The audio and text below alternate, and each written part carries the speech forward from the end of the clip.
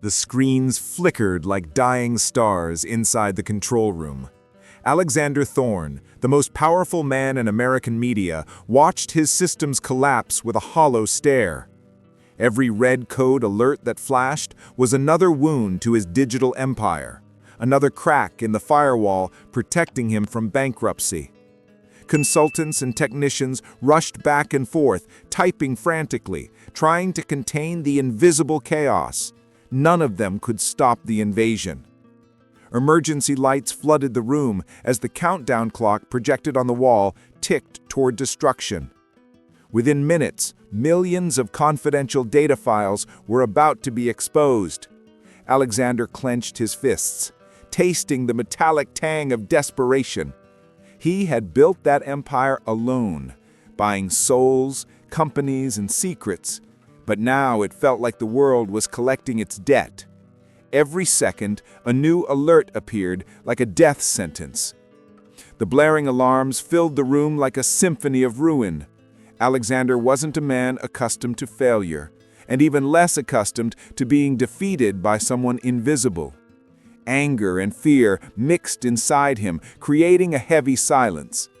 He looked at the pale faces of the analysts and knew none of them would be able to solve this. The enemy was faster, smarter, colder, and most frightening of all, they seemed to be enjoying themselves. One consultant shouted something about an unknown code, something that wasn't part of the system. Alexander leaned over the screen and saw a brief signature, a simple, elegant line of command that unraveled the entire invasion. It was as if an extraordinary mind had placed its finger on the universe and reversed the catastrophe. Within seconds, the system stabilized, the attack ceased. Everything returned to normal. The lights calmed down, but Alexander didn't. He took a deep breath, sweat dripping down his neck, and said quietly, "Find who did this." In that moment, the empire had been saved, but Alexander knew a new kind of war had just begun. If this story has already hooked you from the beginning, just imagine what comes next. Subscribe to the channel now and turn on notifications so you don't miss a single chapter of this electrifying journey between power, fear, and freedom. Luna pedaled through the city with the cold wind cutting across her face. The streets of New York were an ocean of honking cars, lights, and constant rush. At 15, she balanced her backpack with a pizza box and the old laptop she never let out of her sight. In her free time between deliveries, she would connect to open networks to test codes, explore systems, and teach herself things nobody else could teach her. The world saw her as an ordinary girl. She saw herself as a shadow in the code. That night seemed just like any other, until she stopped in front of a glass building and noticed something strange. A strong, unstable signal flashed across her computer screen like a digital cry for help. Luna couldn't resist. She opened the terminal and began analyzing. Line after line of corrupted data streamed before her eyes. She understood. Someone was trying to take down a massive system in real time. Without even knowing exactly what she was protecting, she began to counterattack. Her fingers danced across the keyboard, agile as a pianist in a frenzy. Within minutes, she created a series of blocks and countercodes that confused the attackers. Adrenaline took over. She didn't know who she was saving, and she didn't really care. It was just another puzzle, another challenge that made her heart race. When the screen finally cleared and the servers stabilized, Luna smiled. The attack was over. She shut her laptop and looked at her reflection in the glass. An ordinary girl, sweaty in her delivery uniform, with eyes that hid an entire universe. Behind her, the lights of Manhattan twinkled as if saying thank you. The sound of her vibrating phone brought her back to the real world. Another delivery, another rush. She put her computer away, got on her bike, and rode off. That night, without knowing it, Luna had saved the empire of a man who would soon become her greatest threat. The following days were a whirlwind for Alexander Thorne. The mysterious attack had stopped, but the origin of the defense was a puzzle that tormented him. In a dark room full of screens and data charts, experts tried to identify the IP address that had saved the empire. All they found was an impossible signature, a clean, elegant line of code with no traces left behind. It looked like the work of a digital ghost. Meanwhile, Luna continued her quiet routine. She worked in the mornings, made deliveries in the afternoon, and at night returned to the small room she shared with her mother. The money was barely enough to cover the bills, but the feeling of having defeated something big kept her in a state of quiet euphoria. She kept the secret like someone guarding a flame, dangerous but beautiful. It never crossed her mind that her solitary act might have saved billions of dollars worth of data. Across the city, Alexander couldn't sleep. He kept reviewing the access logs over and over, trying to understand who could have done it. It wasn't luck, he whispered. It was genius. With each analysis, a sick curiosity grew inside him. He needed to know the mind behind the code. He needed to possess the talent that it both humiliated and saved him. Cameras, servers, and analysts were mobilized. Alexander invested millions in cyber tracking. A weak signal emerged from a public network in a poor Brooklyn neighborhood. It wasn't much, but it was enough to awaken in him something stronger than the fear of bankruptcy. Obsession. Luna, on the other hand, felt something strange in the air. The website she visited seemed different, as if someone were watching from inside the screens. She started turning off her Wi-Fi frequently and using only disposable connections. Still, the feeling wouldn't leave her. Somewhere out there, someone powerful was trying to find her, and she had no idea what was coming. Alexander Thorne watched the digital map before him like a general at war. The blinking dot in Brooklyn was the beating heart of his curiosity. He had faced corporate rivals, journalists, and politicians, but never a shadow this brilliant. He sent one of his discreet men, Agent Moss, to investigate the location. "I don't want any noise. I want information," he ordered. Meanwhile, Luna pedaled through the lit-up streets, trying to ignore the feeling of being followed. The cameras on the corners seemed to track her, and drones crossed the sky like watchful eyes. When she got home, she found her mother asleep on the sofa and the smell of stale coffee in the air. She went up to her room, locked the door, and turned on her laptop. The moment she did, an alert flashed. Someone was trying to trace her IP. Her heart raced. Luna reacted quickly, sending false trails to different countries and changing her digital identity in seconds. The tension made her hands shake, but she knew whoever was on the other end wasn't an ordinary hacker. It was someone with unlimited access, maybe even government level. "Who are you?" she typed into the console, just to provoke. No response. Just silence. Hours later, in his office, Alexander looked at the screen with a faint smile. He saw the message appear and disappear, like a blink of fate. "I found you," he whispered. For the first time in years, he felt something like genuine excitement. It wasn't about the money. It was about control, power, and the mind that dared to challenge him. Across the city, Luna closed her laptop and turned off the light. The distant sound of sirens mixed with the early morning wind. She didn't know the name of the man hunting her, but she recognized a pursuit when she saw one. The game had begun, and this time, she was both the prey and the hunter. The invitation arrived in a black envelope with no return address. Luna found it in the mailbox of the shop where she sometimes fixed broken devices for a few dollars. Inside was just one sentence typed in a cold font. "We know what you did. Come to the address below." Her heart pounded. For a moment, she thought about burning the paper, but curiosity was stronger. The next day, she put on her worn-out jacket, took the subway, and got off in Manhattan. The address led her to the top of a mirrored skyscraper where security guards escorted her into a room that seemed from another world. Glass, steel, and silence. Alexander Thorne stood waiting, imposing with a calculated smile. "You're younger than I imagined," he said, offering her a glass of water, which she refused. He projected onto a large screen the code that had saved his company. "It was you. No one else could have done this." Luna swallowed hard, but neither confirmed nor denied it. Alexander continued, "I want you to work for me. I'll pay whatever it takes." She stood up.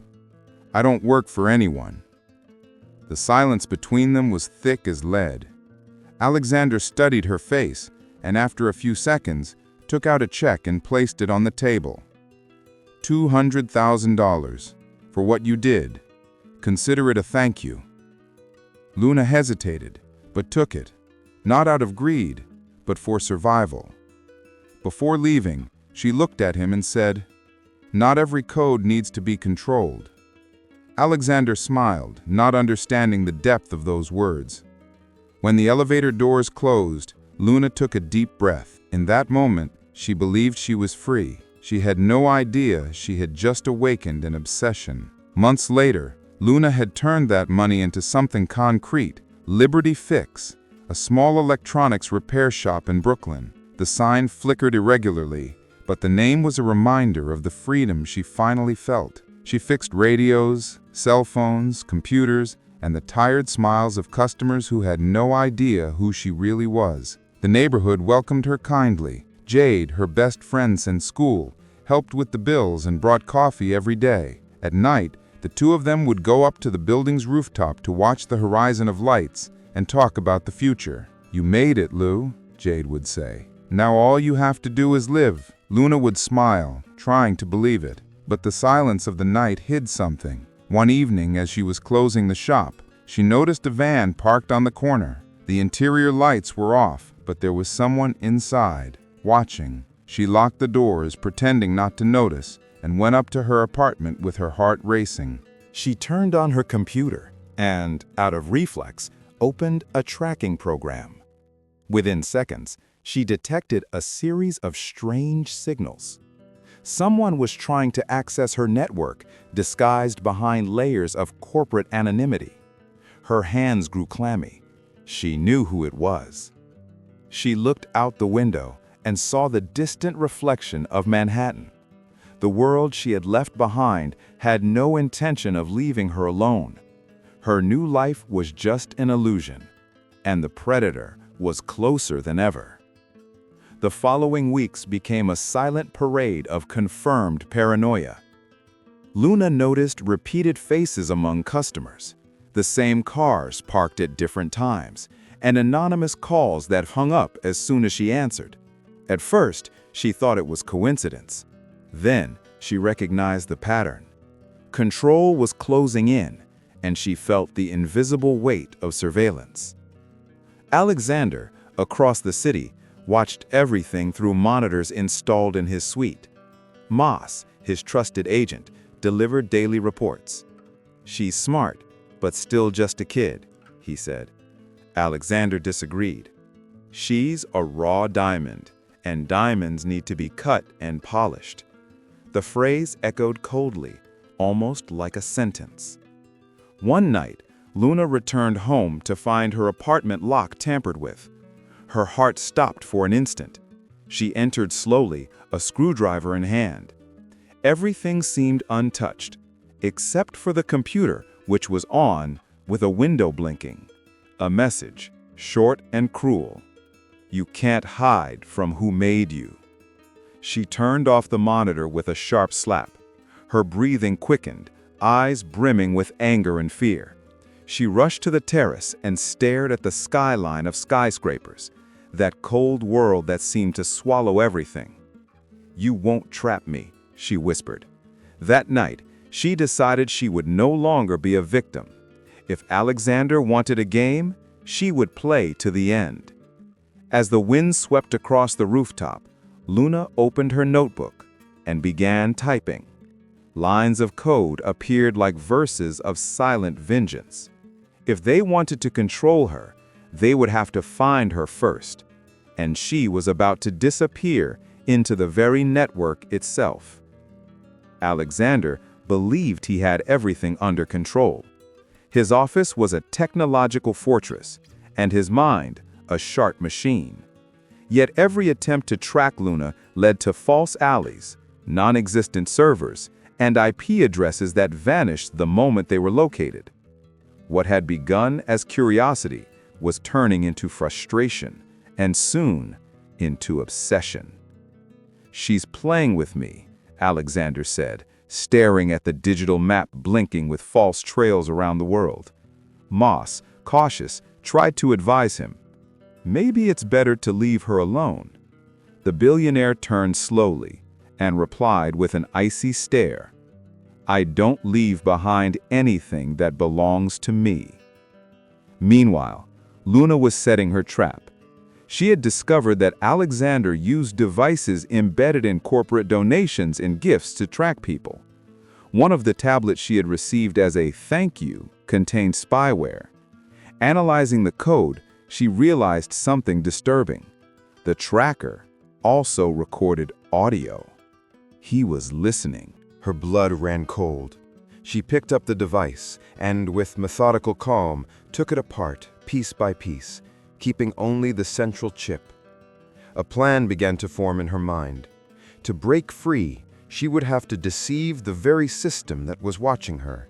It was a risk, but Luna had never been afraid of risk. That night, sitting on the floor of the darkened shop, she recorded an encrypted message onto the destroyed chip. "You can see me, but you will never have me." Then she placed the tracker in a garbage truck headed for another state. Alexander would see the signal moving and believe she was running away. But Luna wasn't running. She was about to erase herself and be reborn from new code. Luna knew time was running out.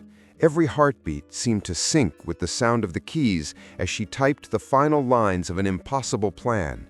She called it Project Eclipse, an algorithm capable of wiping out her digital identity and creating a fake version of her, complete with trails leading to a tragic end.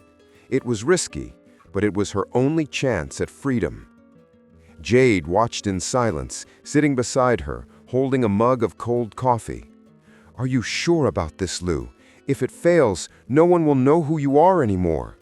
Luna stopped, took a deep breath, and replied, "Maybe that's exactly what I want." The look they exchanged was a mixture of fear and understanding. Jade knew there was no turning back. The plan involved creating a fictional attack against herself. The world would believe the young hacker had been captured and killed by a cybercrime group. To pull it off, Luna would have to manipulate networks, cameras, and official records, and even harder, erase all traces of Jade to protect her. The code grew like a living organism, full of risks, yet pulsing with purpose. That night, the sky was covered with clouds and thunder echoed in the distance. Luna recorded one last short video, looking straight into the camera. "If anyone finds this, know that I did it all for freedom, the real kind, not the kind they sell in contracts." Her eyes were steady, but there was a glint of pain in them. She saved the file to a hidden server and pressed execute. The screens flickered, and the program began. Every trace of Luna Park disappeared. Bank records, school history, social media, even security camera footage. Within minutes, the digital world would believe she had never existed. It was the beginning of a new birth. The next day dawned with headlines across every news site. Young hacker vanishes after global cyberattack. Luna Park, 15, presumed dead. Alexander Thorne read the news with narrowed eyes. A video was circulating online, the last known footage of Luna, her image distorting into pixels before disappearing entirely. The media claimed she had been hunted down by cybercrime groups.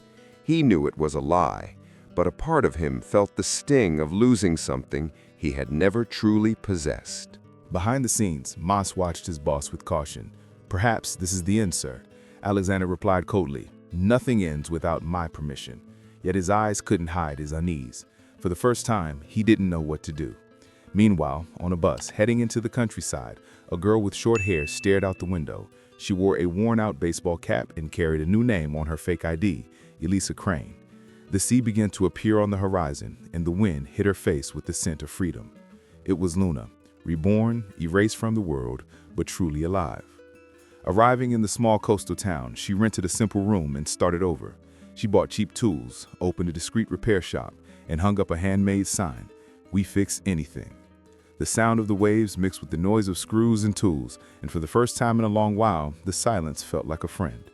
But at night, when the wind blew in from the sea, Luna still dreamed of codes, digital trails, and eyes watching from the other side of the screen.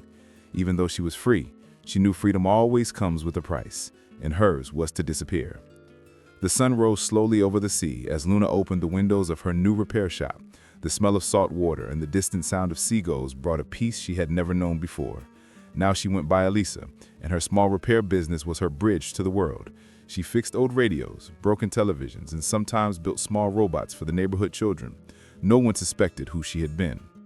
The locals liked her. The woman from the corner cafe brought cakes in exchange for small repairs, and the fishermen left engine parts for her to fix.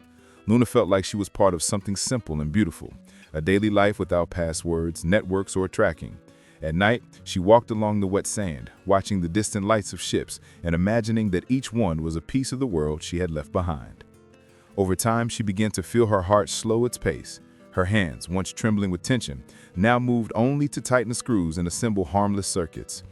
Jade sent letters on paper, always without a direct return address. They were simple, but full of affection. "I hope the sea teaches you how to breathe." Luna kept each one in a tin box. But peace is a fragile visitor. One afternoon, a customer came in to repair a laptop. It was an old model, but when she turned it on, Luna noticed something familiar, a security system that reminded her of the protocols from Alexander Thorne's corporation. A chill ran down her spine. It couldn't be a coincidence. She closed the device and handed it back with a forced smile. "It can't be fixed." The man left, but the fear remained. Luna spent the entire night staring at the sea, trying to convince herself it was just an echo from the past. But deep down, she knew. Ghosts always find their way home. As the wind blew in from the ocean, in Manhattan, Alexander Thorne stared at his own reflection. The empire he once ruled was now in ruins. The media called him obsolete. His shareholders had abandoned him, and the digital world seemed to turn without needing him. Yet something kept him going, a lingering doubt. What if Luna was still alive? Moss tried to convince him to move on. "She's gone, sir. It's best to accept it." Alexander didn't respond. He spent nights analyzing old files, distorted videos, and noise from forgotten servers.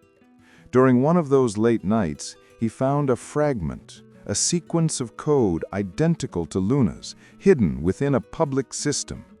It was weak, almost imperceptible, but unmistakable. She had left a trail. Driven by obsession, he hired trackers and analysts. The signals led him to the East Coast, a quiet coastal region. "She's alive," he murmured, feeling a mix of relief and anger. Moss watched him with concern. What if she doesn't want to be found? Alexander smiled, but the smile was empty. "Everyone wants to be found, Moss. They just won't admit it." Days later, Luna, now Elisa, was walking through the local market when she noticed a tall man watching her from a distance. His gaze was discreet but familiar. Her hands grew clammy, her stomach churned. She rushed back home and locked the doors. On the security monitor, she replayed the footage from the front camera, and there he was, Alexander Thorne. The past she had tried to bury was alive, standing in a suit and an expensive watch right in front of her new life. And for the first time in years, Luna realized she could no longer run. The day dawned cloudy, and the sound of light rain mingled with the rustle of leaves on the wet sidewalks. Luna, or Elisa, as everyone knew her there, walked the streets under the blue umbrella she had carried since arriving in town. The smell of freshly brewed coffee drew her to the small corner cafe, a refuge of light and warmth in the cold morning. She sat at her usual table by the window. Raindrops traced shaky paths down the glass, and for a few seconds she lost herself in their dance.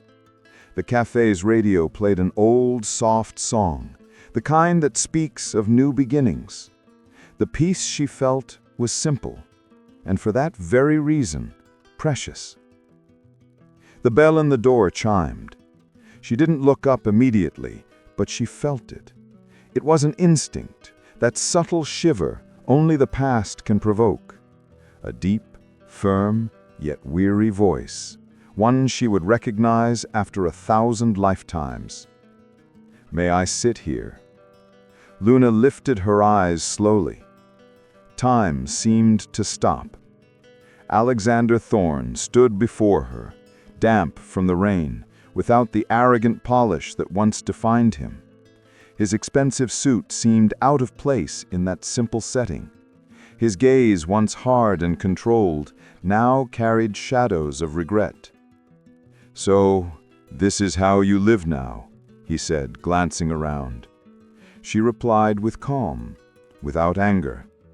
"It's how I exist." The silence that followed was more eloquent than any dialogue. The clinking of cups, the distant laughter, the creaking of the wooden floor, everything seemed to fade as they looked at each other. Alexander took a deep breath. "I searched for you for years. You disappeared, and the whole world believed you were dead." "That was the idea," she replied, watching the steam rise from her coffee like mist. "Why, Luna?" he asked. "You could have had everything: money, power, protection. I would have given you the world." She looked at him calmly, but with steady eyes. "And the price would have been my freedom. I didn't want your world.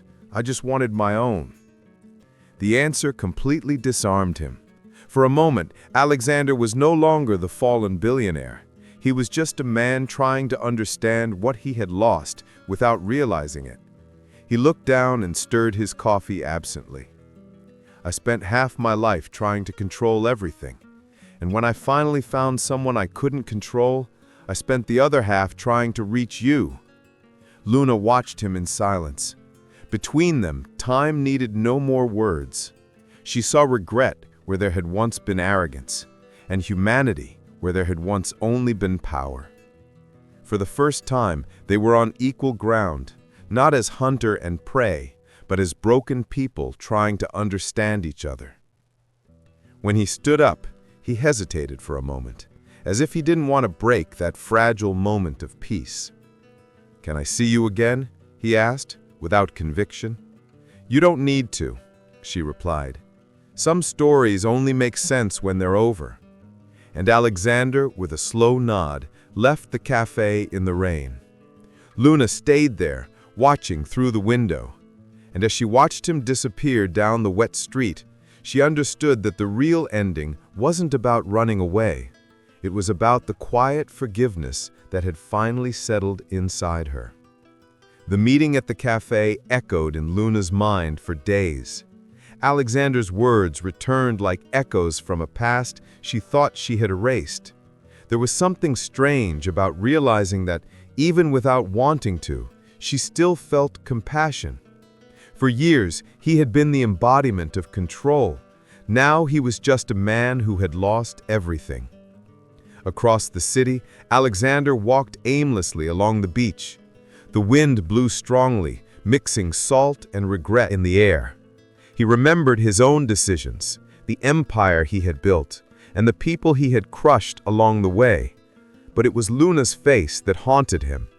Not the face of the young hacker, but the calm gaze of a woman who had found something he never possessed: peace. Days later, he returned to the cafe. He didn't know if she would be there, but he waited. Luna appeared, as if fate still had something to say. They sat again, face to face, without the weight of pursuit, just the emptiness of what no longer existed. "You won, Luna," he said with a melancholy smile. She shook her head. There's no victory when the price is losing yourself. I just learned not to chase what destroys me. Alexander looked out at the sea through the window. I used to think freedom was being able to do anything, but I've learned it's the opposite. It's knowing what not to do. Luna smiled. Freedom is silence. It's choosing what to leave behind. They stayed there, in silence, for long minutes. It was a conversation without words, a pact of understanding. When the clock struck noon, Alexander stood up. I'm leaving, and this time it's to let you be at peace. She simply nodded, her eyes moist but serene. He walked to the door, paused for a second and looked back. You taught me more than any empire ever could. Luna replied, her voice soft, and you taught me what I never wanted to become. Alexander smiled faintly and left. Luna watched as the sun finally broke through the clouds, illuminating the sea with golden hues. It was the end of a story that began with a hacker attack and ended there with a simple understanding. No one wins by dominating others. True victory is freeing yourself. Dawn arrived slowly, almost shyly, spreading shades of gold and violet over the calm sea. The waves came and went with the serenity of those who keep ancient secrets. Luna walked barefoot on the wet sand, the wind playing with loose strands of her hair. Each step left a brief mark, soon erased by the foam that touched her feet. It was the world saying that everything passes, even fear. The coastal town was still asleep. The distant lighthouse blinked at intervals, and the sound of the portable radio she carried broke the morning silence. It was an old device made of worn wood that she had repaired the night before. She remembered when she enjoyed deciphering codes. Now, she just wanted to hear simple sounds, human voices, music without algorithms, noises that didn't demand control. Luna sat on the sand and turned on the radio. A gentle static filled the air, followed by an old melody heavy with nostalgia. She closed her eyes and let the sound envelop her. For the first time in years, the noise didn't mean danger. It was just life. There, alone, she understood that the silence she had once feared was the same thing that now gave her peace. She thought of Alexander. She imagined him back in the city, walking through the empty halls of his crumbled empire. Maybe he was trying to start over, maybe not. But Luna knew he had learned what took her years to understand. No one controls what is truly free. His power had crumbled, not because of a virus or a system failure, but because the human mind he tried to possess chose to disappear. The sun rose slowly, reflecting on the sea like a promise. Luna took a deep breath. Each breeze seemed to wash away what remained of the past. Each wave carried off another trace of the girl who once hacked the world just to survive. Now, she no longer had to fight against code. She just had to live within her own. She stood and walked to the water's edge. The foam touched her ankles, cold and alive. She left the radio on the sand and watched as the sea slowly swallowed it, until the sound disappeared completely. It was like a farewell, to fear, to pain, and to everything she no longer needed to carry. Luna lifted her face to the horizon and smiled. It wasn't the smile of someone who had won, but of someone who finally understood. Understood that freedom isn't about running or hiding. It's about existing without needing to ask for permission. The sun broke fully through the sky, casting a golden glow over the water. The light reflected in her eyes, and for a moment she seemed to disappear into the rays, not as a shadow, but as peace. The world moved on, and in that forgotten stretch of coastline, the girl who once hacked her own destiny chose, at last, to live outside any system. Luna learned that true freedom is when no one controls you anymore, not even fear. If this story moved you, subscribe to the channel now and come experience more stories that make us feel and think long after they end.